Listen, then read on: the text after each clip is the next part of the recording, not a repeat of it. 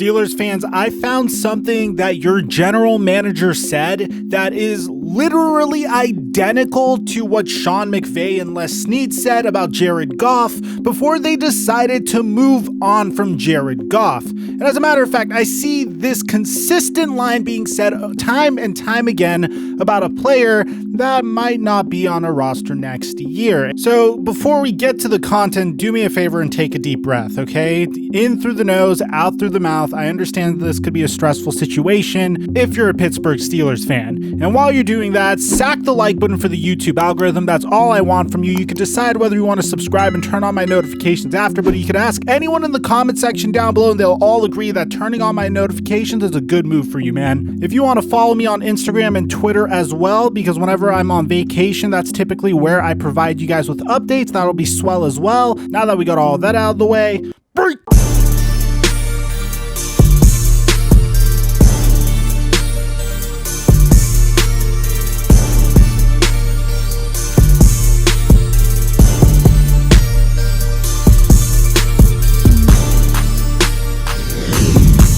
Juju, since the season has ended, have you spoken with Ben?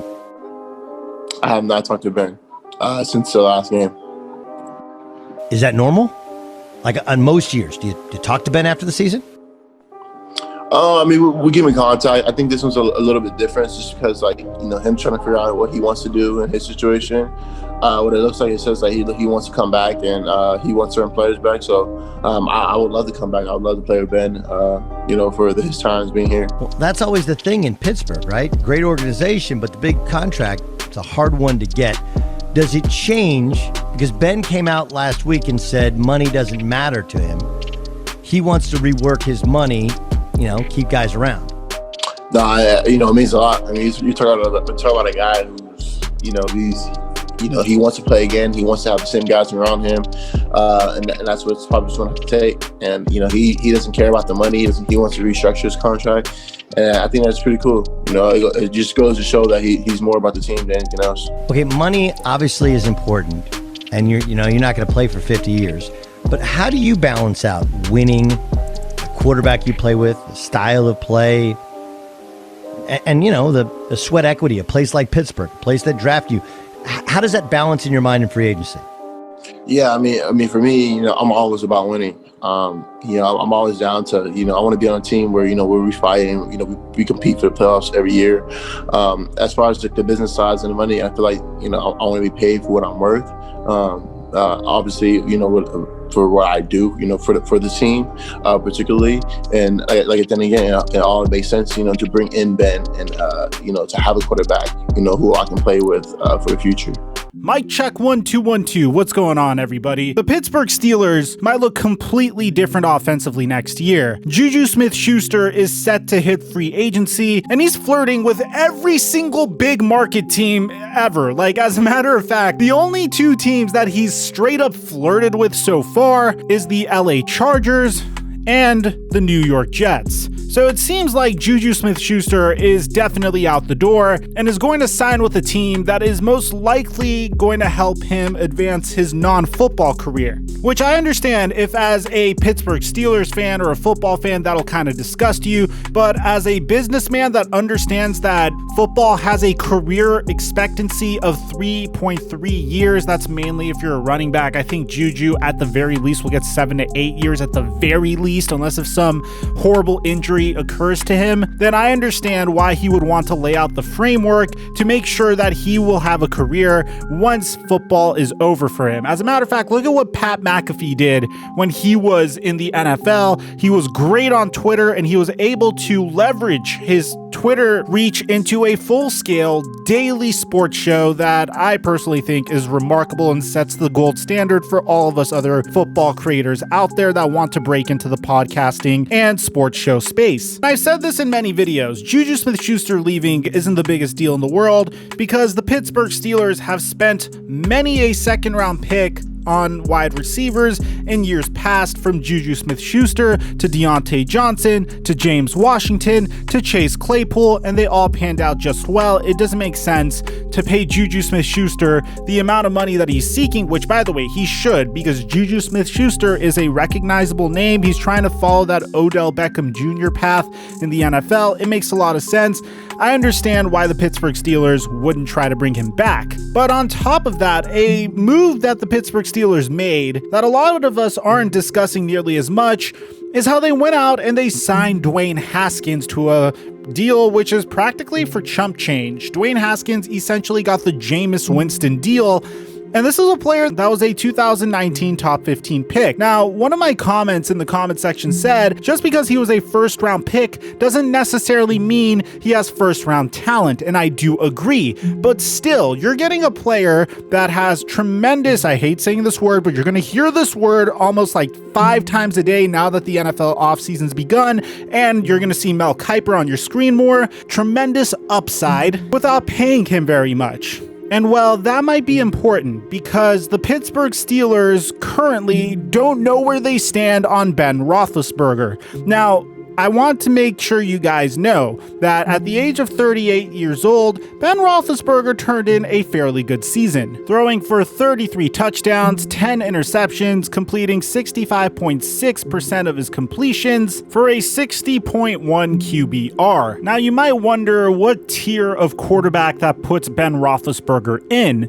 Well, around that tier, you have quarterbacks such as Matt Ryan, Teddy Bridgewater, Kirk Cousins, Phillip Rivers, Daniel Jones, Mitchell Trubisky above him, and just Jared Goff, Joe Burrow, Andy Dalton, Tua, Gardner Minshew, Carson Wentz, and Drew Lock and Cam Newton below him. So for a 38-year-old quarterback that has brought 2 Super Bowls to the Steel City, the question remains, what do they do with him? Now, it's very important to understand that Ben Roethlisberger also stated that he is willing to take any type of pay cut whatsoever to return to the Pittsburgh Steelers, which is a big deal because this is a man that has a $41 million cap hit for 2021, according to Spotrac.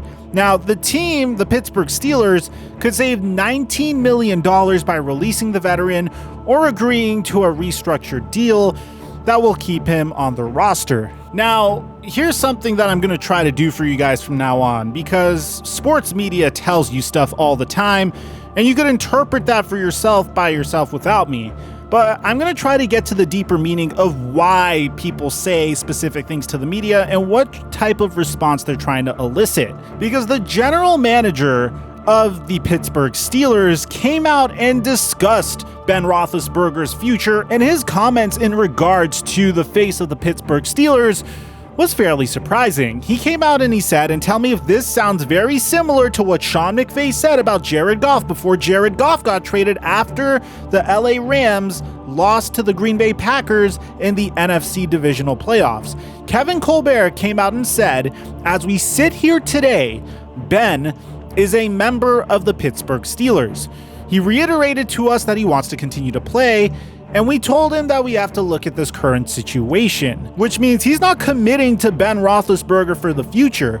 As a matter of fact, he came out and he said, Ben Roethlisberger did a lot of really good things last year. We anticipate that he could still do really good things going forward. Hopefully we can figure out how to do what's best for the organization and for Ben, and hopefully he'll be able to see that. Look, if you are a general manager and you're saying this to the public, and you're saying this to sports media, which is going to cause every sports media member from ESPN to this YouTube channel to the Pat McAfee show to come out there and tell you guys, hey, the Pittsburgh Steelers are considering moving from Ben Roethlisberger. And then Ben Roethlisberger's team reads this in the media and they're saying, oh no, the Pittsburgh Steelers don't mind cutting us because we're getting paid too much. What do you think the general manager is trying to elicit from that team? The general manager just simply wants Ben Roethlisberger to take a pay cut.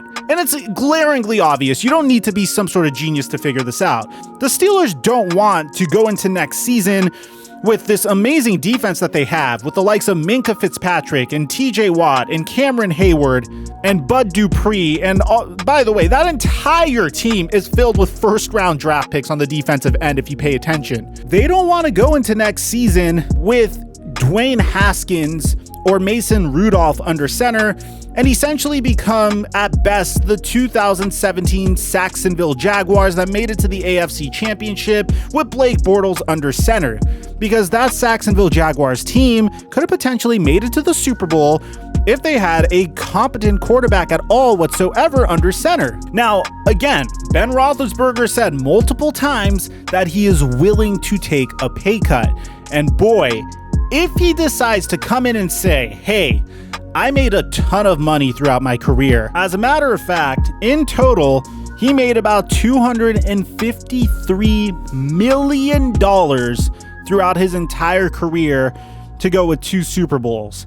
If he's willing to say, okay, I'm willing to take a step back now that I'm 38 years old, sign for significantly less, let the Pittsburgh Steelers go out and sign some additional help for me. Bear in mind that their offensive line isn't going to look so good. Marquise Pouncey just retired. If he's willing to even take a deal similar to the likes that Phillip Rivers did last year, or even take an even steeper pay cut so they could go into next season with Ben Roethlisberger under center with that incredible defense and have the capital to get him help on both sides of the ball, then I believe the Pittsburgh Steelers are my contender to make it out of the AFC, to at least make it to the AFC Championship game. I don't know if you could easily say that they're going to go through the Kansas City Chiefs. I don't want to get over my head here. But in terms of roster construction, that is a dream come true for any general manager. Because if he decides not to, then yeah, you'll get to run with a cheap quarterback like Mason Rudolph or Dwayne Haskins next year.